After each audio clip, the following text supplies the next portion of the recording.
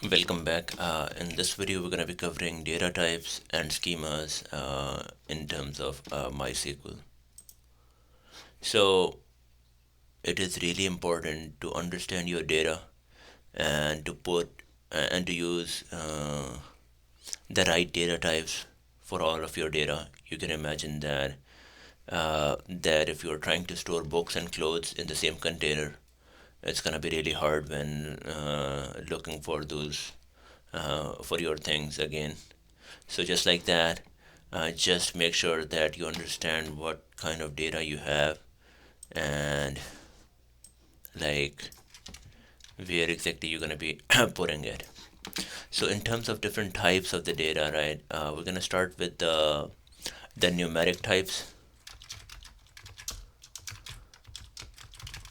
So this numeric types, it basically covers it has integers if you wanna integers. So that would be the keywords are int or big int. So these are basically for the whole numbers. Uh, you can basically the difference between them is like the storing capacity. So depending on what range you want, you're gonna be choosing between int and a big int. We also have decimals, and the keywords you're gonna be using is decimal, and another one is a float. So again, they are used for storing the numbers with decimal parts. An example is gonna be the currency, or maybe scientific measurements, or like the temperature measurement and stuff like that. And then the next one is gonna be the uh, so we already talked about the numeric types. Another one is gonna be when we have characters. So the types which are gonna be the characters, first of all the character, and the keywords are gonna be car, or a very famous one, bar car. Okay, so they are the fixed length or a variable length. That's the only difference between the car and a var car strings, and they are basically the strings of text data. uh, yep. So then we can have another one as text. So again, the keywords are gonna be text or a blob. So this kind of data is for the large chunks of text or binary data, like you can store the images or the audio files if you really decide using the using the images or the audio files inside your database. Okay, the next one is gonna be the date and time. So one is gonna be a date. So the date stores the dates in like a year, month, and day format. Then we have time. That would actually is gonna store the time in hour, minute, and second format. Then we have another one which is known as date time or timestamp.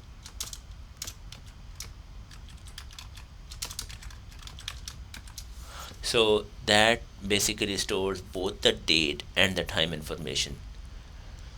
Uh, yeah, so that's gonna be another one. And then we have the Boolean. So again, the Boolean has the keyword used for the Boolean stuff is also Boolean, and basically it represents the logical true and false values. So yeah. So why is it crucial to have this like to have a matching data type? The reasons are following. So it is we need it to have proper like or the right for choice of data type is data integrity. What it means is like ensuring that the data adheres to its intended format. Integrity, like you are not putting in numbers where you wanted it to be a string and stuff like that, or basically the other way around. If you wanted to make sure that you are only expecting it to have integers, you shouldn't make it a text or a character, because otherwise the wrong things are gonna happen. Then it's a storage efficiency.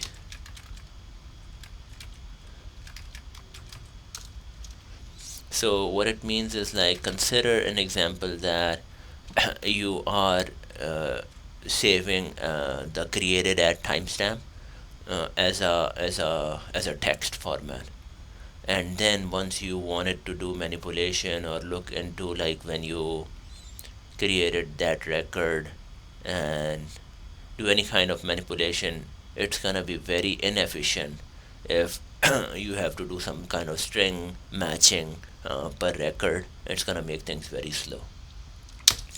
Again, similar along the same lines, we have performance. So that's another one, enables faster storage, retrieval, and manipulation of data. Just remember that these are not the only types. Sometimes you end up hearing about enums and sets, and you can look more into it. They are less common, but they do exist. So these are not the only types in MySQL. Now we're gonna be talking about the schema.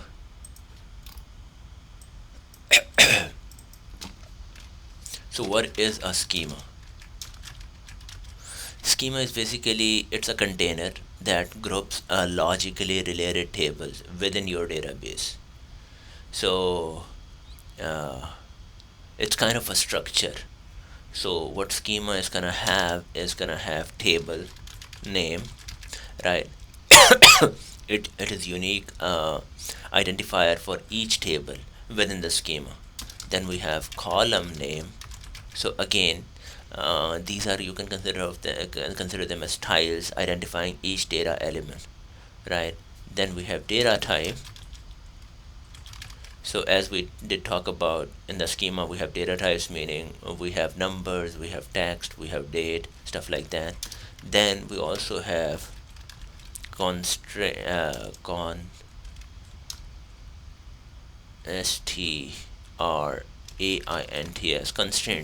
So what it means is like, these are basically the rules governing the data within every column. So an example is gonna be the primary key. There are foreign keys. Primary key is for a unique one. Foreign key basically establishes the relationship between different tables. So that's another one. Again, what are the advantages of these? Like having a schema or sticking to a schema. Advantages. So again, we need to have data consistency. We need to have referral or referential integrity. So basically what it means is like, we need to maintain the consistent relationships between tables. So if we have an employee and then he has a salary and everything, but he also has a person ID as a foreign key, and we wanted to make sure that the relationship always there. So we shouldn't have an employee without creating a profile for it. So uh, uh, the things which are going to be referred in one table, we want to make sure that we have some constraints over there, that integrity is going to be there. And again, along the similar lines, we have improved data management. So what it means is like, it simplifies the tasks like data manipulation, retrieval, and analysis. And the other one is enhanced security. We don't want unexpected behavior to show up in our databases. So this kind of schema, it's gonna help control the access and modifications based on the defined schema. Okay. That being said, a few other things I wanted to talk about before I close this video is gonna be that just consider few things. These are really common to be brought up in terms of database schemas, is that the normalization. What it means is like organizing data into logical tables to minimize the redundancy. You have to actually refine the process many times in order to normalize the data. Sometimes it's really hard if the data is if we have too many columns in one table, we may want to break it down. And then we also have to spend a lot of time in understanding the relationships. What it means is like when we are going to be defining the connections between tables using foreign keys, it is really important to give uh, to have a thoughtful process how we are putting the relationships between different tables. And another thing is clarity. Don't try to make things uh, complicated. Like just use that KISS methodology. Keep it simple. Uh, just keep things simpler and don't try to make it overcomplicated. And the other one is flexibility. Always think of flexibility, that considering about the future needs, right? So we things are gonna come up, and we definitely need to be uh, flexible enough to accommodate future needs.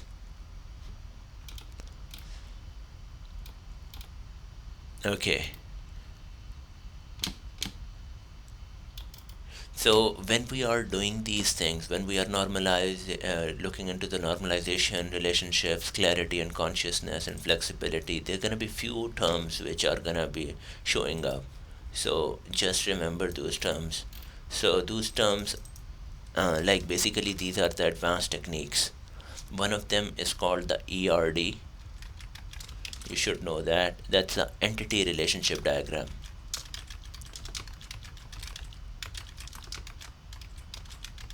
When your system is going to start becoming bigger and bigger, you need to have an ERD diagram in order to show the visual representation, basically which depicts tables, show their attributes, their relationship to the other tables and stuff like that.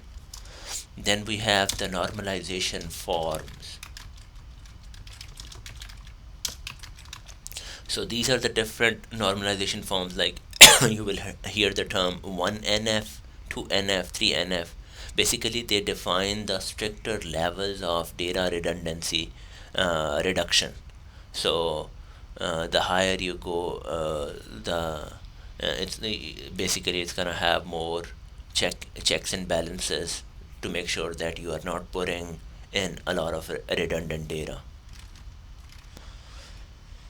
And then there is another term called denormalization.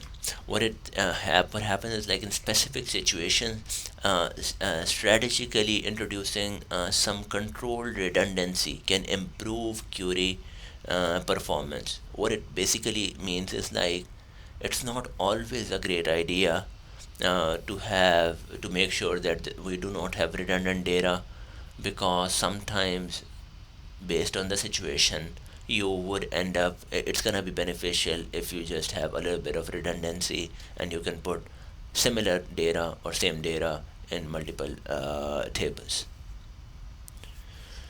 Okay, these are the things I wanted to cover in this video. Thanks for watching.